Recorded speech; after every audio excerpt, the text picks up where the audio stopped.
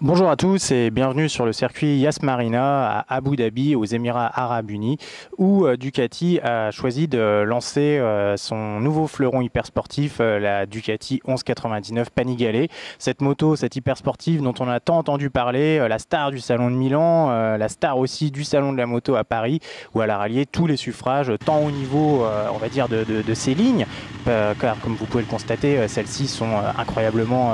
léchées, ça garde vraiment la patte maison avec des lignes fluides, mais aussi agressives, notamment au niveau de la partie avant qui adopte un faciès de squale vraiment très réussi. On note d'ailleurs au passage pour les puristes l'abandon du pot sous la selle, une signature visuelle et technique qui remontait quand même à la Ducati 916, donc certains crieront sans doute au sacrilège, mais toujours est-il que là les pots sont placés donc sous le moteur, donc ce moteur qui se nomme Super Quadro,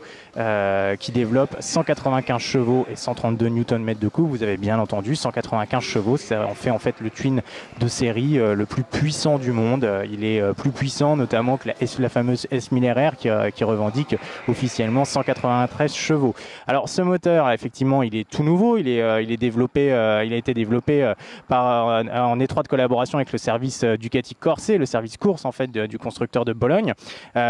Pour revendiquer en fait une telle puissance, Ducati s'est évertué à aller chercher à augmenter la course et aussi le diamètre des cylindres. Donc ces cylindres adoptent un diamètre de 112 mm. Donc je ne sais pas si vous imaginez, c'est plus gros que ma main quoi quasiment. Donc ça fait quand même des grosses gamelles comme on dit, qui donc tournent extrêmement vite puisque la Ducati érupte à 11 500 tours minute. Au niveau du châssis, c'est pareil, grosse nouveauté. Ducati a choisi de renoncer à son fameux châssis treillis tubulaire pour un châssis de type monocoque comme celui que l'usine a utilisé avec plus ou moins de succès, plutôt moins on va dire même ces dernières saisons sur la fameuse Ducati de MotoGP qu'utilise en ce moment Rossi. Donc ce cadre monocoque en fait il se distingue par deux parties bien distinctes. La partie donc avant qui vient en fait s'accrocher directement sur les culasses du bloc moteur, et la partie arrière donc extrêmement légère en aluminium elle aussi,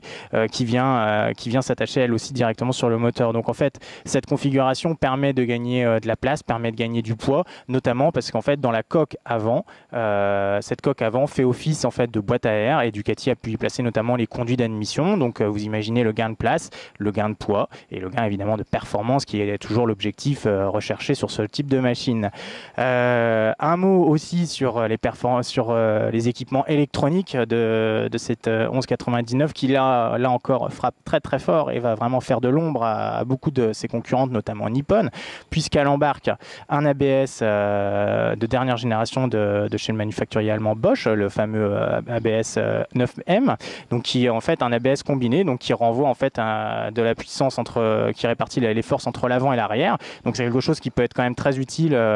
sur route, mais aussi sur circuit, parce que ça évite finalement que la moto ait tendance à trop balayer la piste pour ceux qui ne se servent pas forcément du frein arrière en entrée de courbe. Donc cet ABS est déconnectable, il est paramétrable sur 3 niveaux, donc où sa sensibilité finalement va changer. D'autre part, cette Ducati évidemment est équipée du Ducati Traction Control, c'est-à-dire le contrôle de motricité qui était déjà en vigueur sur la remplaçante,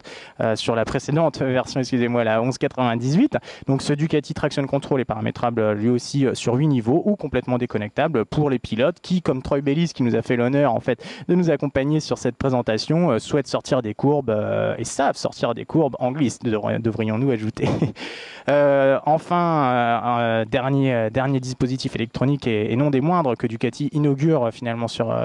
cette 1199, c'est l'Engine Brake Control, c'est-à-dire la gestion électronique du frein moteur. C'est-à-dire qu'il y a un cerveau électronique qui va en collaboration en fait avec les paramètres renvoyés par la centrale électronique et du DTC et l'embrayage anti-dribble, va gérer le frein moteur en courbe. C'est-à-dire qu'en fait on va pouvoir en fait choisir d'avoir plus ou moins de frein moteur au moment du rétrogradage et donc de l'entrée en courbe. Donc dans l'absolu on peut même aller jusqu'à quasiment minimiser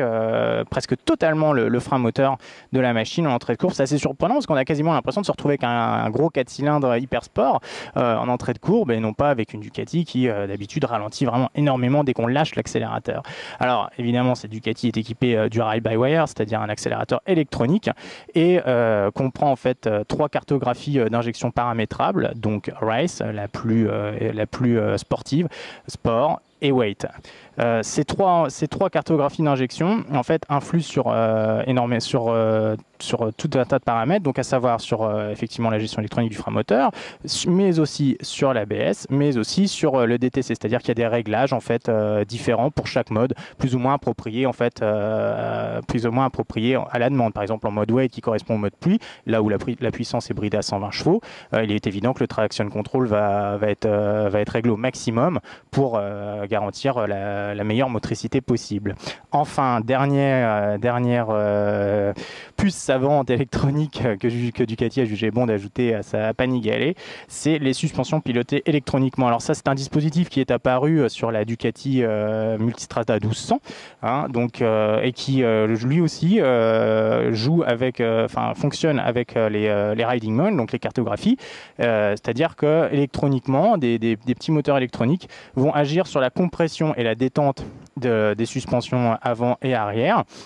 Et donc vont durcir plus ou moins leur comportement en fonction de la cartographie engagée. Ce qu'il faut savoir, c'est qu'évidemment, tous ces paramètres sont complètement paramétrables. C'est-à-dire que si les réglages d'usine ne vous conviennent pas, ou vous souhaitez raffermir un petit peu la suspension, vous pouvez tout paramétrer à votre guise. Et si vous vous perdez en route, Ducati a évidemment prévu un mode défaut, un mode relays, qui permet de revenir au réglage d'origine. Donc c'est-à-dire en fait que c'est quand même une sacrée usine à gaz, si vous me pardonnez l'expression, parce qu'il y a quand même moyen de se perdre. Et nous, notamment sur une seule petite journée d'essai, on a eu du mal finalement à faire le tour de toutes les possibilités offertes par cette machine. Et enfin, dernier point, c'est que cette Ducati est disponible en 3 modèles. Le modèle standard, qui lui adopte des suspensions, on va dire, plus basiques, c'est-à-dire elles ne sont pas pilotées électroniquement, et surtout c'est du Showa à l'avant et du Sachs à l'arrière. Sur le modèle S et tricoloré, donc le tricolore qui est le modèle haut de gamme, nous avons donc des suspensions full Öhlins qui elles sont effectivement à fonctionnement électronique de série.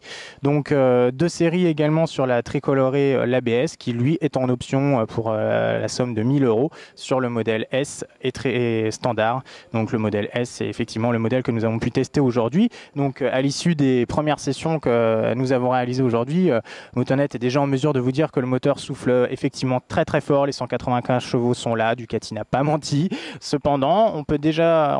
assurer que la puissance est perchée quand même un tout petit peu plus haut que sur la précédente, sur la 1198, ce qui fait qu'en fait les relances en dessous de 6000 tours, bon, on va pas dire qu'elles sont laborieuses, mais elles sont moins musclées que sur la 1198, c'est un fait, Ducati le reconnaît et nous a d'ailleurs présenté des courbes où on voit nettement que la plage de couple est un petit peu moins importante sur ces mi-régimes. En revanche, la Panigale est beaucoup plus expressive ensuite, c'est-à-dire à partir de 8000 tours où elle cabre jusqu'en 3e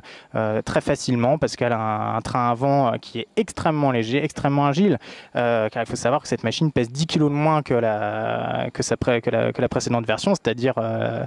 qu'elle pèse 164 kg à sec, donc ce qui fait quand même un poids extrêmement léger. Donc on se retrouve effectivement avec une machine très très agile, avec un train avant d'une précision chirurgicale, mais effectivement un petit peu nerveux, qui demande un petit peu d'expérience. Il ne faut pas s'accrocher au guidon en sortie de courbe, il faut pas hésiter à être souple avec les bras et maintenir en fait avec le réservoir la moto pour éviter effectivement que la puissance finalement vous déborde. En revanche, en ce qui concerne l'électronique, là on peut dire que Ducati a parfaitement rempli son contrat puisque le DTC fonctionne vraiment très très bien et permet d'exploiter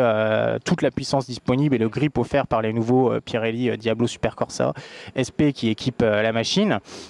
Et au niveau du frein moteur, de la gestion électronique du frein moteur, il faut avouer que c'est un dispositif qui est plutôt intéressant puisque finalement, suivant les réglages, on peut se retrouver avec un frein moteur quasiment équivalent à celui d'un 4 cylindres hyper sportif. Donc c'est une sensation un petit peu bizarre d'arriver de rétrograder et d'avoir ce frein moteur donc, qui